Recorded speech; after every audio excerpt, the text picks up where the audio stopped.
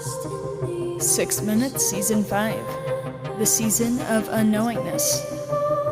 The final chapter of the 6 Minute sequel. There are kids in this world who are different. Special. One of them found us.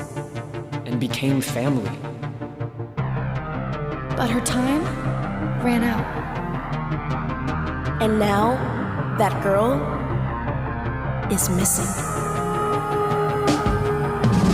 In this episode, I'll be breaking down the latest episode, 6 Minutes Season 5, piece by piece.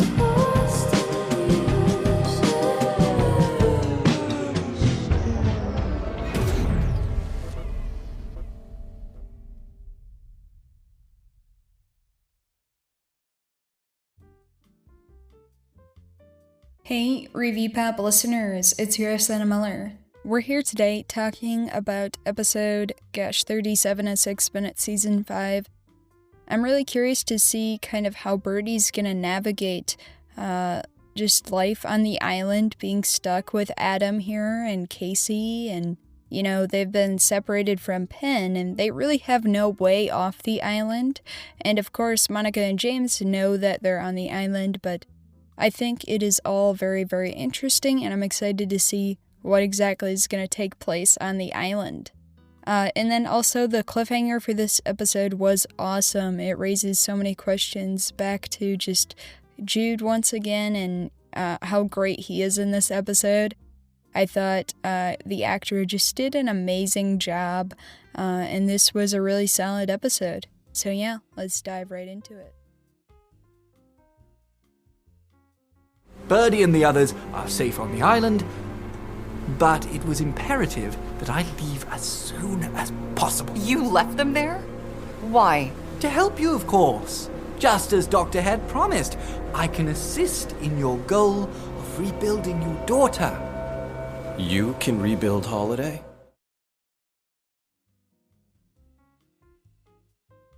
What does Jude get out of rebuilding Holiday? I think it is a very interesting question. I think we haven't really heard his true intentions, and perhaps he has some kind of ulterior motive.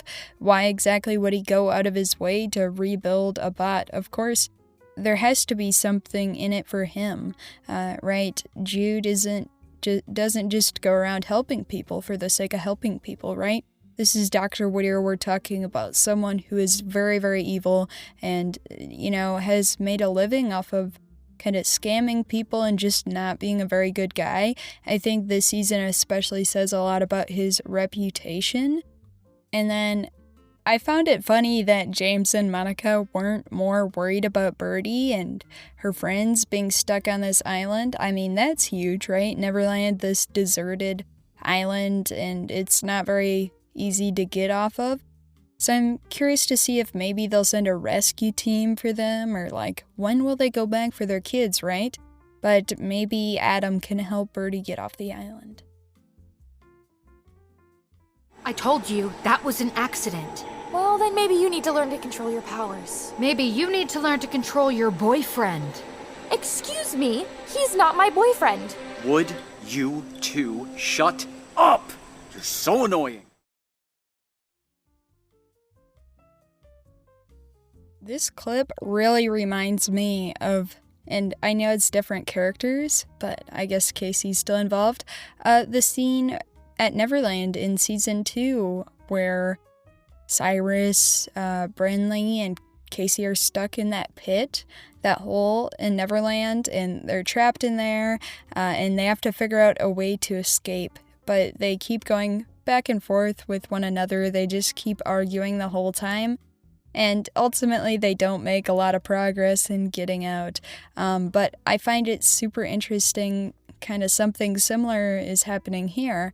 They need to work together to get off of this island. But we have Casey and Birdie arguing with each other. I think, you know, just Birdie is very self-conscious of the idea that Casey would think that, you know, she has a boyfriend, and Adam is really funny.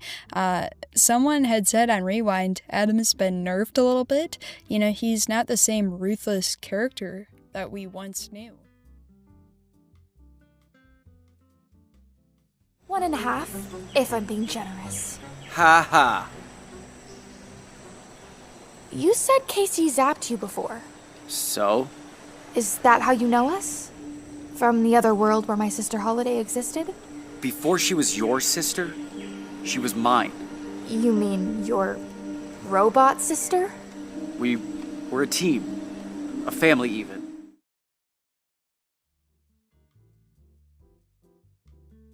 I think even as we've seen Adam turn evil again, there is a part of him that still cares about Holiday, right?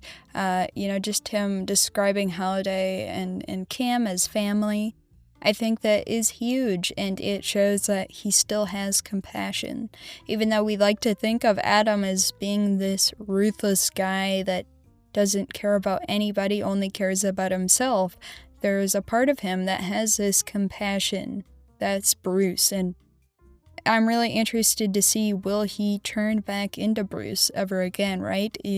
I think, he truly does care about other people deep down.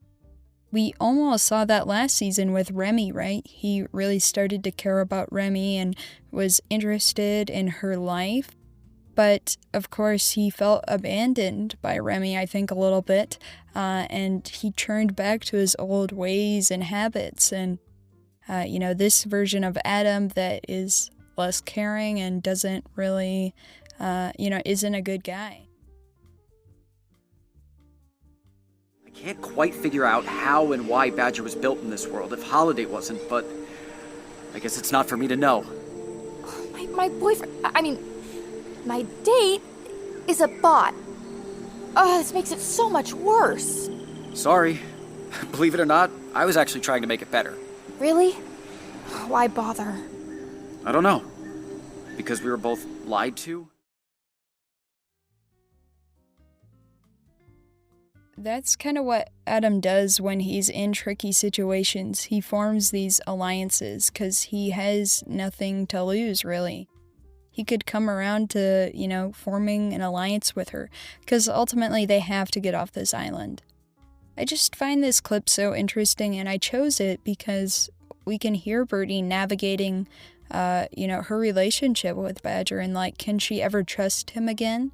Because she thought he was a good guy, but now she's learning all this dirt about Badger, and, maybe he's, not the person that she thought he was, and that's huge, and maybe she feels abandoned, like she was stabbed in the back. I'm really curious to see if he was using her all along, or is this a version of Badger that's still good? Does he still have some good in him? I think there could be a potential friendship here between Adam and Birdie, right? They've both felt abandoned, and they both have kind of similar wants and needs, and just the motives. I only answer to the woman who built me, who raised me. My mom, I guess you could say. My family. Hello, Penn. I'm very glad you've joined us. I'm Dr. Whittier. Welcome to Thornton Rust.